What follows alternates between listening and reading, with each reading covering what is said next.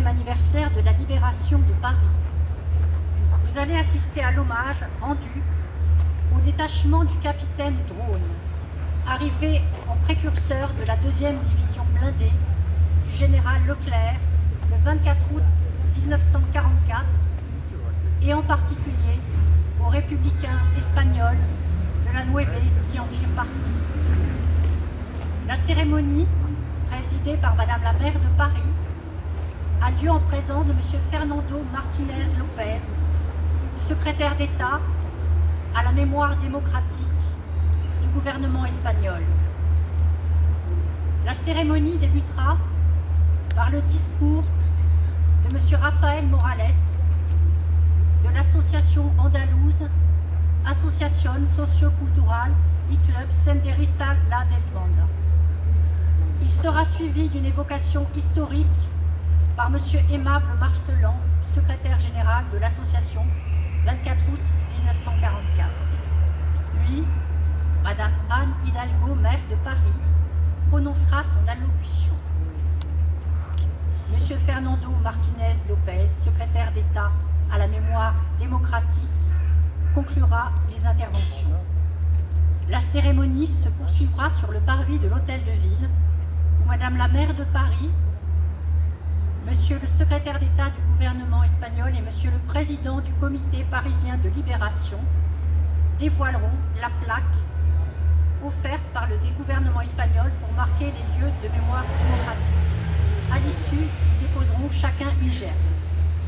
Mesdames et messieurs, Monsieur Rafael Morales de l'association socio-culturale y Club Senderista La Desbanda.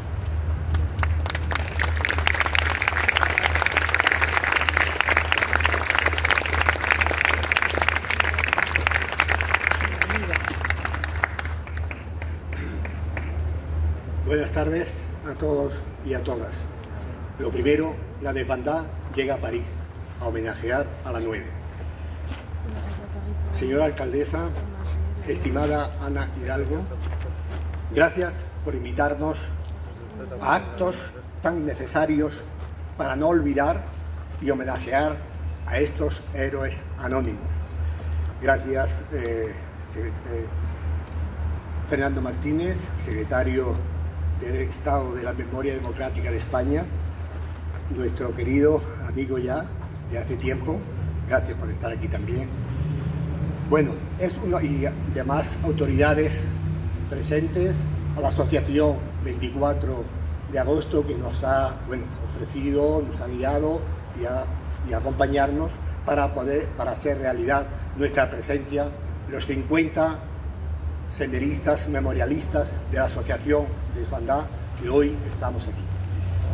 Es un honor estar hoy aquí en representación de la Asociación Memorialista La Desbandá, para rendir homenaje a un grupo de republicanos españoles que, habiendo sufrido el exilio, siguieron luchando para liberar a Europa del nazifascismo, llegando los primeros a las calles de París, la 9. La 9, aquella compañía de republicanos, en su mayoría españoles, que entró en París un día de agosto del 44. No fue un gesto heroico aislado, ni una nota de color en la historia de Francia. Fue la prolongación de una derrota y el eco de una esperanza. La mayoría de sus hombres venían del exilio, sí, pero antes de eso venían del horror, de la sangre vertida, unos en la carretera de Málaga a Almería, durante la desbandada. Aquellos que sobrevivieron, huyeron y huyeron una y otra vez. Muchos acabaron en campos de concentración como el de Argelès-sur-Mer. La presencia del alcalde Antonio Parra de Argelès-sur-Mer, querido Antonio, gracias por mantener viva la memoria de ese campo en tu ciudad. Gracias por tu incansable labor a favor de la memoria democrática, y desde la Asociación La Desbandá estamos agradecidos y orgullosos de la colaboración que desde hace años tenemos con tu municipio y con el Memorial del Campo. Esos combatientes eran supervivientes, pero no se conformaron solo con sobrevivir. no aceptaron que la barbarie fascista que había arruinado sus vidas se expandiera por todo el continente europeo. Se alistaron en el ejército francés, no por una bandera ajena, sino por una causa propia, la libertad. Y así aquellos hombres se convirtieron en los primeros soldados aliados en entrar en París en el 44, a bordo de sus tanques bautizados con nombres que les devolvían a su tierra de Guadalajara. Don Quijote, Teruel, Ebro, abrieron el camino de la liberación de la ciudad de la luz. Desde la desbandada sentimos una profunda conexión con estos héroes. Ellos son el eco de nuestra memoria, el grito ahogado de aquellos que cayeron en la carretera de la muerte, en la carretera entre Málaga y Almería. En la determinación de los hombres de la 9 vemos la misma dignidad, la misma resistencia y el mismo anhelo de libertad que impulsó a los miles de civiles que huyeron del terror fascista, franquista en nuestra tierra. Hoy, en el homenaje a la 9, no solo recordamos una gesta militar, honramos la dignidad y la valentía de quienes, a pesar de haberlo perdido todo, se negaron a perder la esperanza para recuperar la democracia y la república en España, que finalmente no consiguieron. Honramos a los republicanos españoles que lucharon por la democracia en el mundo, que les dio la espalda una vez concluida la Segunda Guerra Mundial. Su historia nos enseña que el exilio puede ser también un lugar de lucha, que la memoria no tiene fronteras y que la verdadera victoria no es solo vencer al enemigo, sino defender los valores que nos hacen humanos.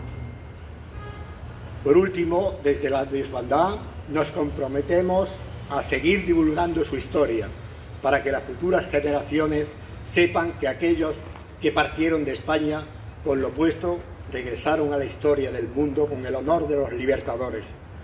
Que su memoria sea para siempre un faro de dignidad y resistencia. Muchas gracias.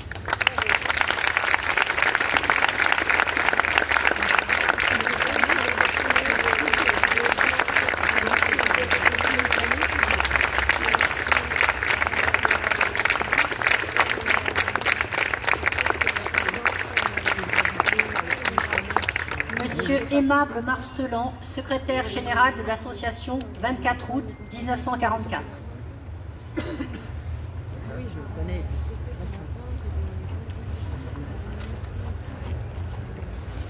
Mesdames, Messieurs, señoras, señores, amis de la mémoire de la 9, amigas y amigos de la memoria de la 9, salut. Tout d'abord, merci à l'association Desbandada de cette joie à nous. C'est vraiment une richesse que d'associer les associations espagnoles qui agissent et les associations de l'exil depuis ici, ce lien commun que, au fur et à mesure que nous avançons, se refait avec l'an dernier, les années passées où nous avions la fanfare de Gijón, El Ventolin, qui était venue. Cette année, nous avons la Desbandada. C'est vraiment formidable, ces liens qui se créent par-delà ces frontières. Voilà. Alors, nous voici au 81e anniversaire de la libération de Paris, mais c'est aussi le 80e anniversaire de la fin de la Deuxième Guerre mondiale. Il a fallu encore presque une année entière pour venir à bout du nazisme, une année de souffrance, une année terrible, car l'ennemi, pris à la gorge, s'est défendu avec l'énergie du désespoir et a redoublé d'horreur afin d'effacer le maximum de traces de ses forfaits. Marche de la mort, exécution de masse, extermination accélérée dans les camps de concentration. Mais la rumeur grossissait, même parmi les prisonniers les plus isolés. Le Troisième Reich perdait sur tous les fronts et s'enfonçait dans la défaite. L'espoir naissait à travers les dernières violences. Ces mois interminables d'août 1944 à mai 1945 pour l'Europe ont été marqués par beaucoup de pertes, notamment dans les rangs de la 9, puisque c'est durant la campagne d'Alsace que cette dernière est devenue franco-espagnole, tant les morts et les blessés ont été nombreux. Ils furent vainqueurs tout de même. Alors pourquoi ces hommes venus d'ailleurs se battaient-ils? Pour la justice, pour la liberté, pour que plus jamais il n'y ait de guerre. D'ailleurs, au camp de Mauthausen, toutes les nationalités réunies ont fait un serment le 16 mai 1945 qui disait « Voici ouvertes les portes d'un des camps les plus durs et les plus sanglants, celui de Mauthausen. Dans toutes les directions de l'horizon, nous retournons dans des pays libres et affranchis du fascisme. Les prisonniers libérés, hier encore menacés de mort par la main des bourreaux du monstrueux nazisme, remercient du fond de leur cœur les armées alliées victorieuses pour leur libération et saluent tous les peuples à l'appel de leur liberté retrouvée. Le séjour de longues années dans les camps nous a convaincus de la valeur de la fraternité humaine. Fidèles à cet idéal, nous faisons le serment solidaire et d'un commun accord de continuer la lutte contre l'impérialisme et les excitations nationalistes. Ainsi que par l'effort commun de tous les peuples, le monde fut libéré de la menace de la suprématie hitlérienne. Ainsi, il nous faut considérer cette liberté reconquise comme un bien commun à tous les peuples. La paix et la liberté sont la garantie du bonheur des peuples et l'édification du monde sur de nouvelles bases de justice sociale et nationale est le seul chemin pour la collaboration pacifique des États et des peuples. Nous voulons, après avoir obtenu notre liberté et celle de notre nation, garder le souvenir de la solidarité internationale du camp et en tirer la leçon suivante. Nous suivons un chemin commun, le chemin de la compréhension réciproque, le chemin de la collaboration à la grande œuvre de l'édification d'un monde nouveau, libre et juste pour tous. Nous nous souviendrons toujours des immenses sacrifices sanglants de toutes les nations qui ont permis de gagner ce monde nouveau. En souvenir de tout le sang répandu par tous les peuples, en souvenir des millions de nos frères assassinés par le fascisme nazi, nous jurons de ne jamais quitter ce chemin. Sur les bases sûres de la fraternité internationale, nous voulons construire le plus beau monument qu'il nous sera possible d'ériger aux soldats tombés pour la liberté. Ce monument, c'est celui du monde de l'homme libre. Nous nous adressons au monde entier par cet appel. Aidez-nous en cette tâche. Vive la solidarité internationale, vive la liberté. Par ce serment, les déportés, après pour certains 5 années de captivité, nous donnent une vraie leçon de dignité qui résonne encore aujourd'hui. Mais qu'avons-nous fait de ces engagements? Du programme social proposé par le Conseil national de la résistance en 1944, du plus jamais ça, lancé par tous les déportés dans les camps nazis, tel un cri universel qui devait envahir la planète. Quelques semaines après la libération du camp de Mauthausen et l'arrêt des combats en Europe, les 8 et 9 août 1945, les États-Unis ont utilisé la bombe atomique par 2 fois contre le Japon. Dans Combat, dès le lendemain, Albert Camus écrit « La civilisation mécanique vient de parvenir à son dernier degré de sauvagerie. Il va falloir choisir, dans un avenir plus ou moins proche, entre le suicide collectif ou l'utilisation intelligente des conquêtes scientifiques.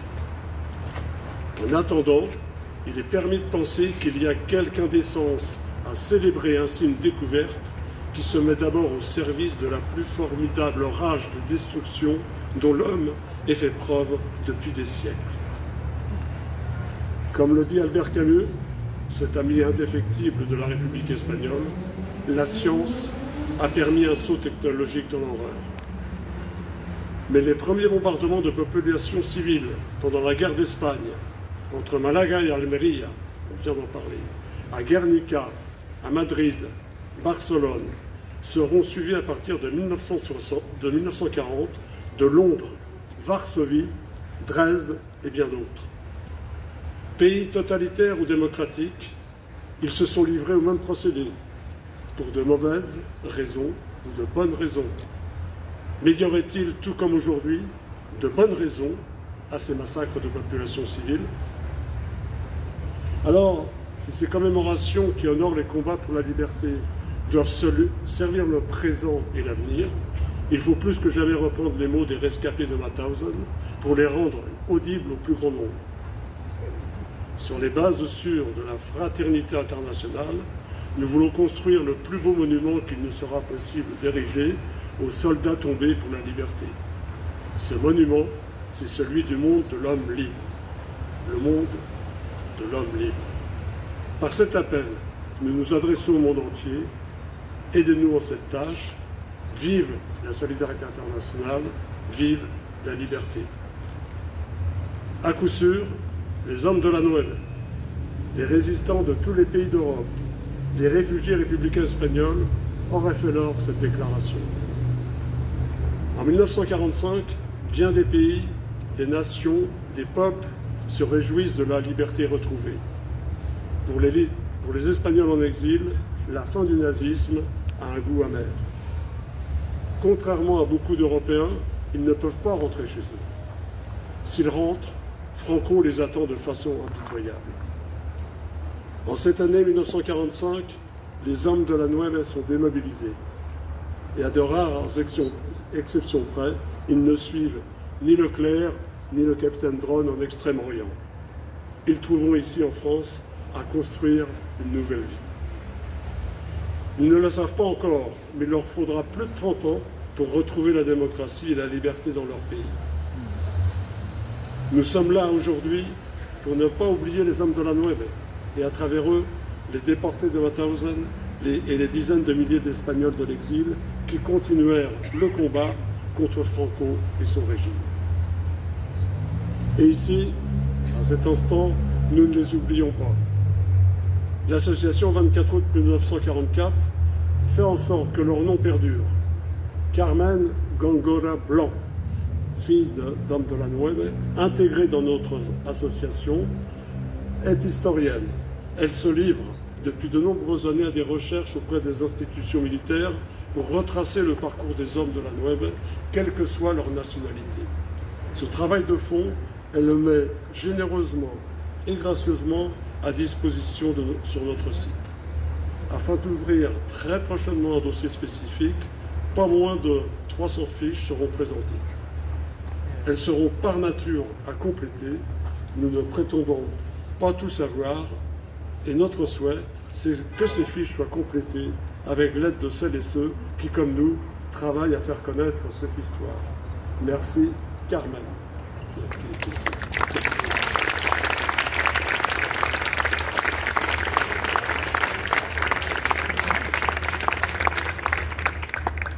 Dans le même ordre d'idées, malgré le fait que l'an prochain, une autre personne remplacera Madame Hidalgo, qui a tant fait pour cette mémoire, cette œuvre mémorielle devrait pouvoir se poursuivre longtemps, ici à Paris, à une adresse dont nous avons quelquefois parlé à cette tribune. Au 33 rue des Vignoles, Paris 20e, dernière adresse historique de la CNT espagnole en exil, les travaux pour la réalisation d'un centre mémoire sur la Nueve et plus largement sur l'Espagne républicaine, antifasciste et libertaire ont débuté avec aussi le soutien de la mairie du 20e. Normalement, ce centre devrait voir le jour fin 2026. Dans le même temps de cette période de travaux, l'association 24 août 1944, entourée d'amis de l'Espagne républicaine, planche sérieusement pour que le lieu soit à la hauteur de l'histoire que nous portons toutes et tous ici. À cet instant, nous saluons bien sûr l'engagement de Madame Hidalgo dans ce projet. Véronique, en tant que présidente.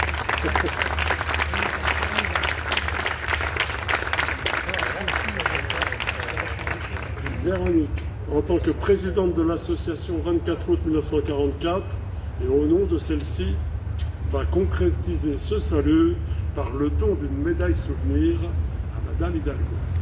Véronique.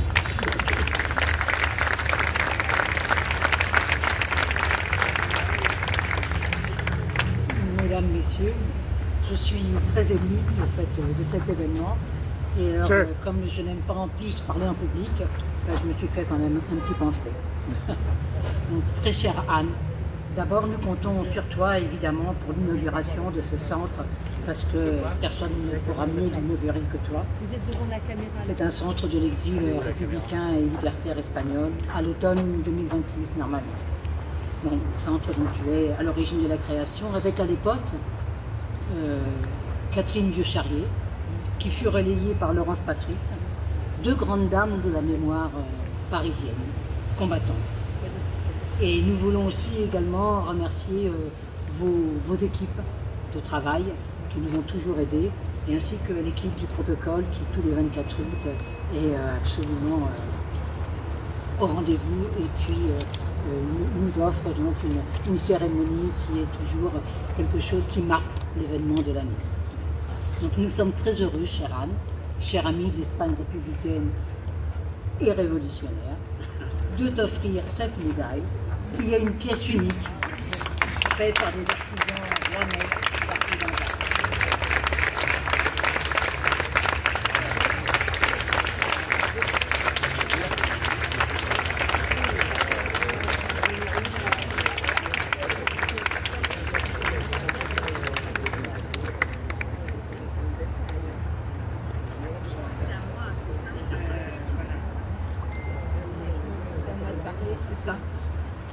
Madame Anne Hidalgo, maire de Paris. Bon, ben, je suis vraiment très, très émue. Merci aimable, merci Véronique, merci aussi à l'association du club senderista La Levandada, cher Rafael Morales Domínguez. Merci, muchas gracias a ti también, querido amigo, el ministro Fernando Martínez López, y a mi embajador, porque también es mi embajador, Victorio Redondo Baldrich. Merci à toutes les autorités présentes, Chérif, merci beaucoup, à la 2e DB également, et merci à tous les amis qui depuis des années et des années portent cette mémoire de l'Espagne républicaine et des hommes de la Nueve. Je vois ici Evelyne Mesquida, je vois Francis et Claire Roltangui et beaucoup d'autres, et mon collègue d'Argelès aussi, que je veux saluer très très chaleureusement. Je suis très émue parce que c'est vrai, vous l'avez dit, c'est ma dernière cérémonie en tant que maire de Paris ici, et je mesure le chemin qu'on a parcouru ensemble, mais ce chemin, on ne l'aurait pas parcouru s'il n'y avait pas eu vos associations, votre association et la CNT, et ce combat pour faire en sorte que cette histoire des hommes de la Nueve, soit une histoire qui soit la nôtre, et que nous la portions en étendard, et non pas comme quelque chose qu'on se transmettait de façon un peu secrète, comme si nous étions initiés à un combat, mais qu'il n'y avait que quelques initiés pour parler de ce combat. Je veux vraiment dire un grand merci à celles et ceux qui ont contribué à mettre en lumière cette histoire, et rappeler, je l'ai fait souvent dans cette cérémonie, le fait que quand je suis arrivée en 2001 comme élue à Paris, première adjointe au maire, un homme, Manuel Diaz, qui était un adjoint de Jacques Chirac, était venu me voir dans les couloirs, et il m'avait dit, tu sais, cette histoire-là, il faut que tu la portes, il faut que tu te fasses le devoir de la porter, parce que c'est aussi ton histoire. Et j'ai trouvé des grandes dames, à l'époque bien sûr avec Evelyne Mesquida, mais également au musée de la Libération, musée Jean Moulin, Christine Lévis-Touzet, et je me suis fait embarquer dans cette histoire. Et à partir de là, avec les associations, avec la CNT, avec toutes les associations de la mémoire et de l'histoire républicaine, on a pu mettre en évidence la participation, l'engagement de ces hommes de l'Espagne républicaine pour la libération de Paris et pour continuer à lutter contre le fascisme après avoir combattu le fascisme en Espagne pendant la guerre d'Espagne. Ces hommes se sont relevés, ont rejoint la 2e DB, on connaît maintenant beaucoup mieux leur histoire et il nous faut la porter encore plus amplement. On sait qu'ils étaient courageux, on sait qu'ils étaient guidés par des valeurs, on sait qu'ils ont combattu, qu'ils ont tout donné de leur vie. On sait qu'après avoir libéré Paris et après la libération du continent européen, d'une partie du continent européen et la chute de Hitler, on sait que beaucoup d'entre eux se sont retrouvés dans cette catégorie des apatrides parce qu'ils n'ont pas été reconnus dans leur engagement et que la lutte, la reconnaissance a été aussi un très très long chemin. Et ce que nous portons ensemble maintenant depuis quasiment plus de 12 ans que je suis mère et quasiment une vingtaine d'années, je crois que la première cérémonie que nous avons faite, qui n'était pas ici dans ce jardin de la Nueve et qui était sur le quai, a été faite en 2004. Et il y avait encore des survivants qui étaient là. Pour moi, ça restera dans mes souvenirs d'élus. Je n'étais pas encore mère, mais sans doute le souvenir le plus émouvant lorsque les survivants de la Nueve présents à cette cérémonie sont arrivés. Ils m'ont enveloppée dans un drapeau de l'Espagne républicaine. Je crois que j'ai fondu en larmes et que je me souviendrai toute ma vie de ce moment absolument inouï. Et de les voir, de les entendre, de voir aussi l'humilité, la force, les valeurs, l'éthique de ces hommes nous a donné de la force à nous toutes et nous tous pour continuer et faire en sorte qu'il y ait une reconnaissance officielle. Et cette reconnaissance officielle, elle a pu se faire par le temps, par l'action. Elle a pu se faire en donnant le nom de ce jardin de la Nueve, inauguré par le roi d'Espagne. Il y avait là-dedans quelque chose d'un peu étrange, mais là aussi, je venais d'être élue maire et lorsque l'ambassadeur d'Espagne en France m'a appelé pour m'annoncer la visite du roi Philippe et de la reine Laetitia, il m'a demandé ce que nous pourrions leur faire. Et je lui ai dit, c'est peut-être un peu osé, mais j'envisage d'inaugurer le jardin de la Nueve pour les combattants de la Nueve au pied de l'hôtel de ville, puisque c'est là que les hommes de la Nueve sont arrivés. Et l'ambassadeur m'a dit, je vous rappelle dans un quart d'heure, je vais vérifier avec les autorités si... mais il était très enthousiaste, l'ambassadeur. Il m'a rappelé en me disant, ils sont ravis, ils veulent faire ça avec vous. Et donc on a pu faire cette inauguration ensemble, ici, ça a été un grand moment, et c'est ici depuis que nous nous retrouvons tous les 24 août. Qu'est-ce qu'on fait quand on se retrouve ici? D'abord, on célèbre l'histoire de ces hommes, leur énergie, leur force, leur engagement, qui fait que nous pouvons parler ici, en liberté, et que nous pouvons non pas nous revendiquer, mais en tous les cas revendiquer leurs souvenirs et leurs mémoires pour nous donner de la force et nous dire que si on est libre aujourd'hui, c'est parce qu'ils ont mis toute leur vie dans la balance, toute leur vie en jeu à cette époque-là. C'est aussi évidemment pour se dire que plus jamais ça a été dit par tous les anciens déportés, mais que cette mémoire doit rester une langue vivante, pas simplement dans des livres qu'on mettrait sur des étagères et que l'on ouvrirait de temps en temps.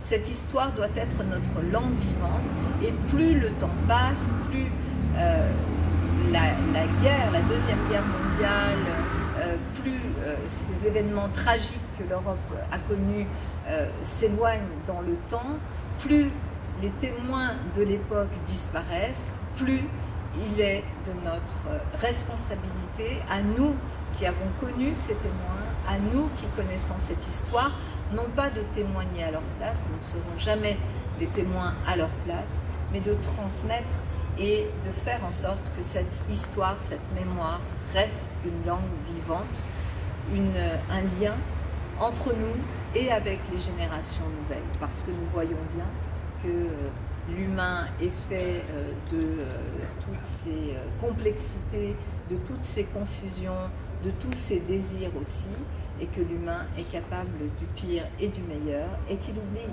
assez facilement, puisque les drames ont continué à se développer de par le monde. Alors oui, c'est ce travail que nous faisons.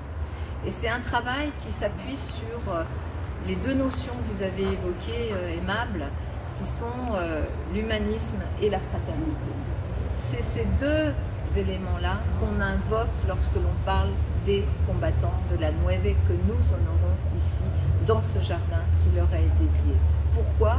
Parce que s'il y a des fondamentaux qu'on ne peut jamais oublier, c'est bien l'humanisme et la fraternité. Si l'on oublie l'humanisme et la fraternité, alors nous ne sommes plus humains, alors plus rien ne nous relie les uns aux autres, autre que la violence et des accès qui ne peuvent construire et qui ne peuvent laisser place à la vie.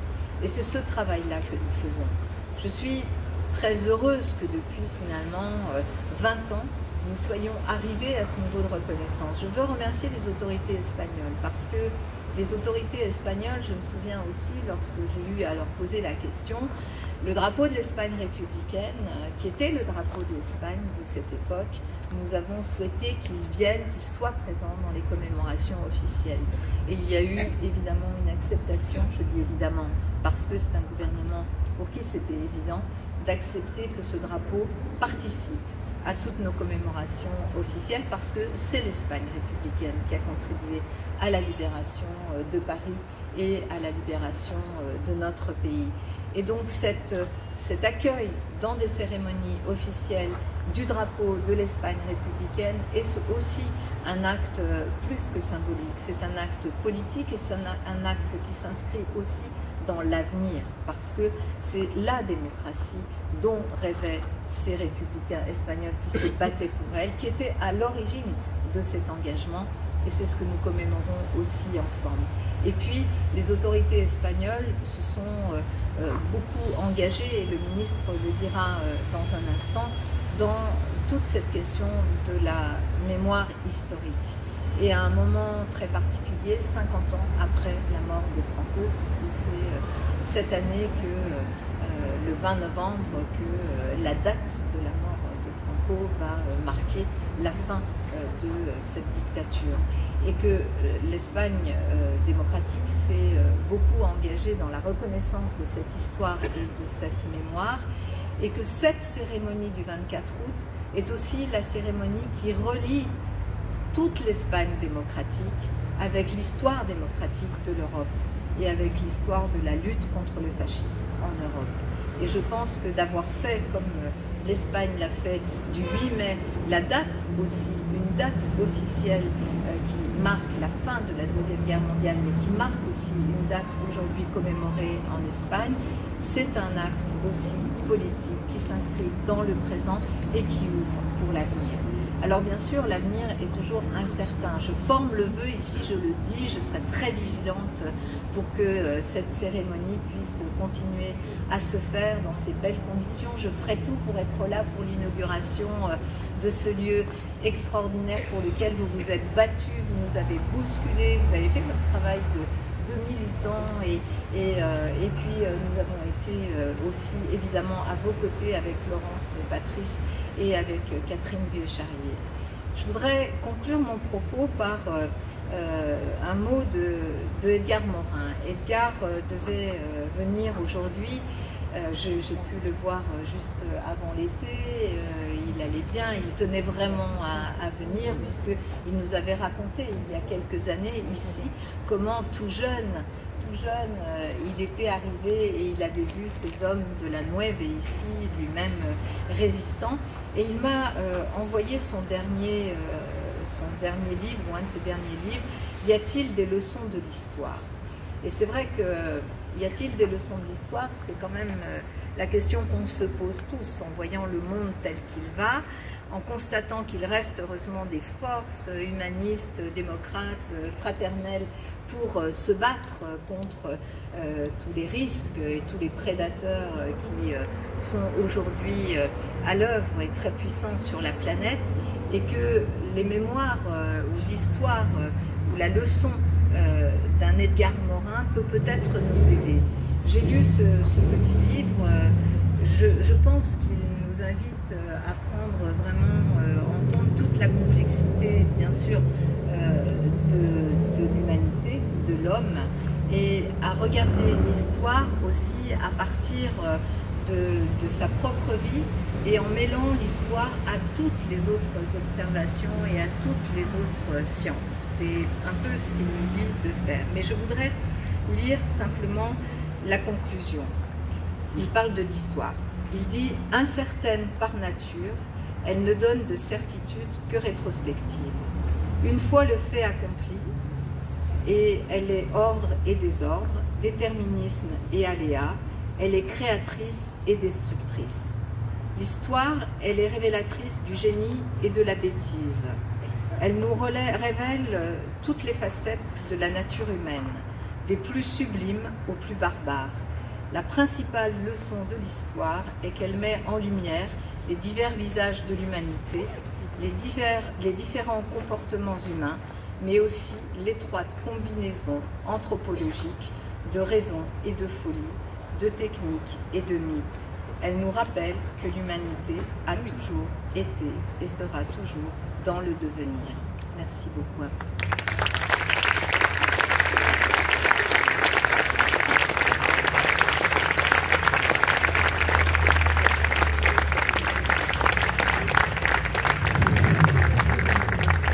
Monsieur Fernando Martínez López, secrétaire d'État à la mémoire démocratique du gouvernement espagnol. Buenas tardes a todos y a todas. Muchísimas gracias, Ana, alcaldesa de París, y a la Asociación 24 de Agosto, por volvernos a invitar a participar un año más en este acto de homenaje a los republicanos españoles del exilio, que fueron los primeros en entrar en París y contribuyeron de una manera fundamental para avanzar en la liberación definitiva de París. Un saludo cordial a los compañeros y a las compañeras que han hecho el senderismo y el recorrido por las calles de París que en su día hizo la 9. Un saludo especial a todo el equipo de Ana Hidalgo, que siempre nos acoge con tanto cariño. Un saludo especial, embajador, por la acogida que siempre nos haces tú y tu equipo, y especialmente también Antonio Parra, Antoine Parra, alcalde de Argelès-sur-Mer, con el que hemos venido teniendo tantísimo trabajo hablando del exilio republicano español y del campo de Argelès-sur-Mer. Amigos y amigas de Francia y de España, es para mí un honor, como secretario de Estado del Gobierno de España, acompañaros un año más en esta conmemoración en la que recordamos a los republicanos españoles que liberaron París, encuadrados en la 9 del capitán Dron, dentro de lo que fue la segunda división blindada de la Francia Libre.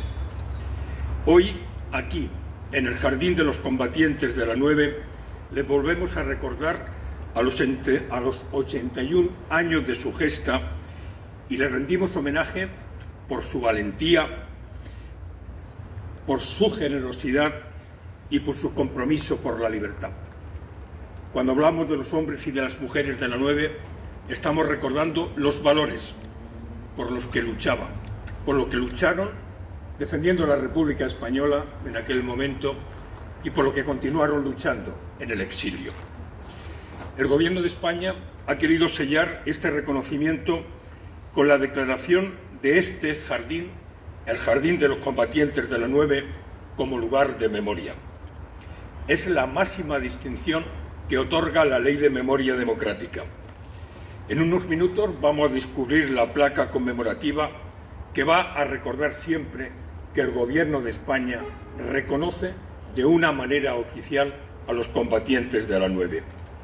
De esta manera, el Jardín de la 9 se va a unir a la tumba de Manuel Azaña en Montauban, a la tumba de Antonio Machado en Collioure y a los campos de concentración de Argelès-sur-Mer como los primeros lugares de memoria del exilio republicano español declarados por el Gobierno de España.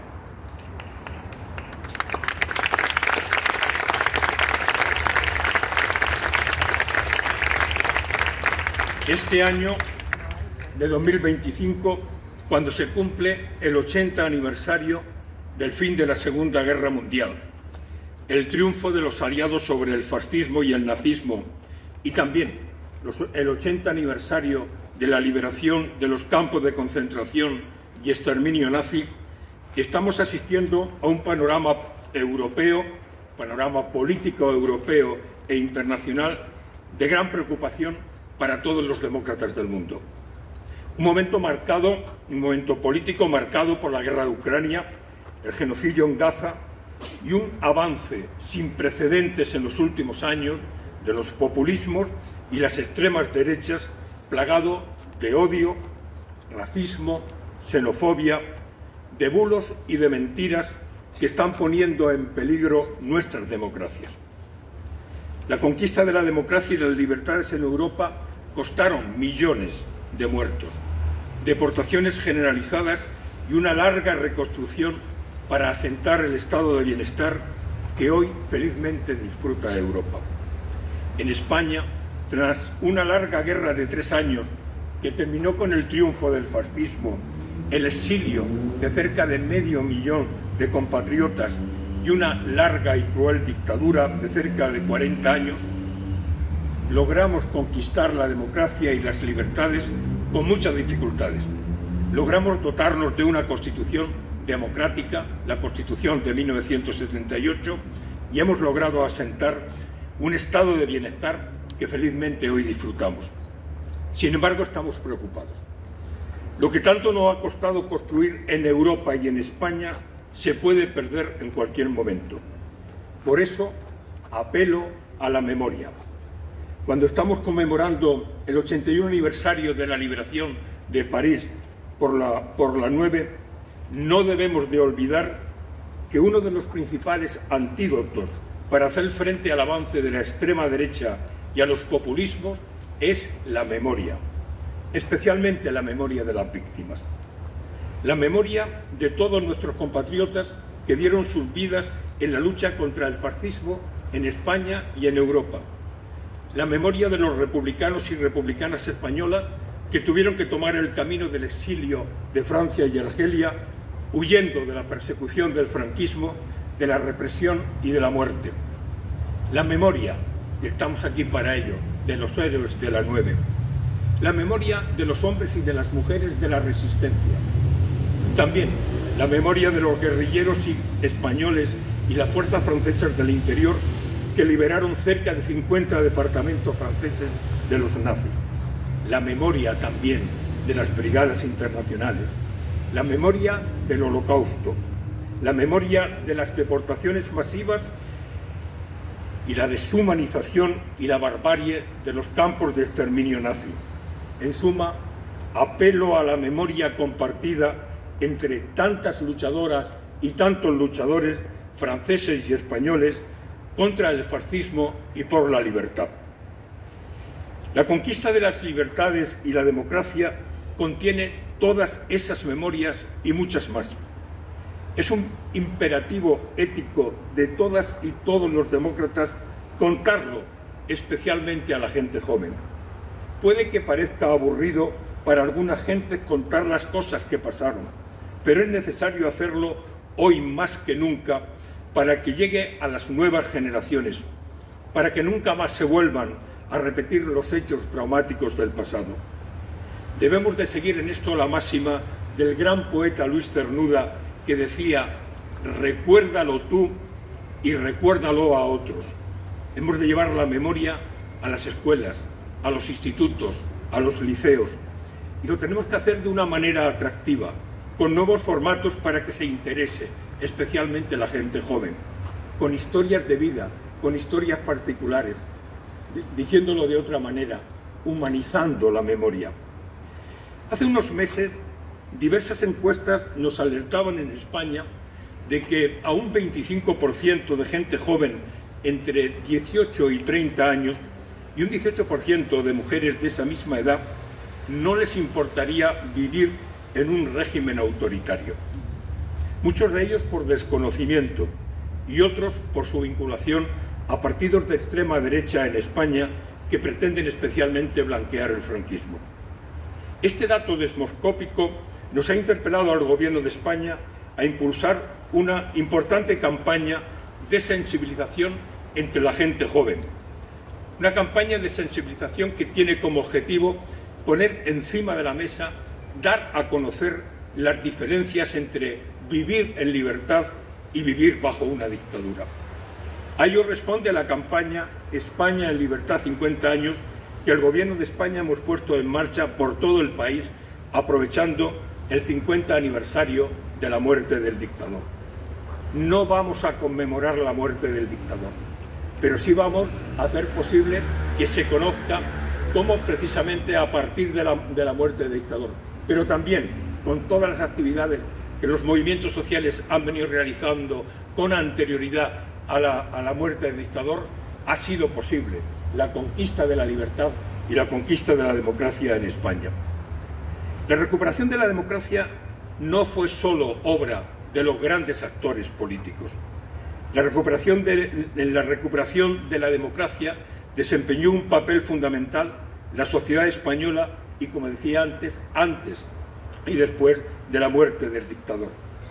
Por eso estamos recordando sus luchas, estamos recordando sus sacrificios y estamos rindiendo homenaje a los grandes olvidados y a las grandes olvidadas en la conquista de la democracia.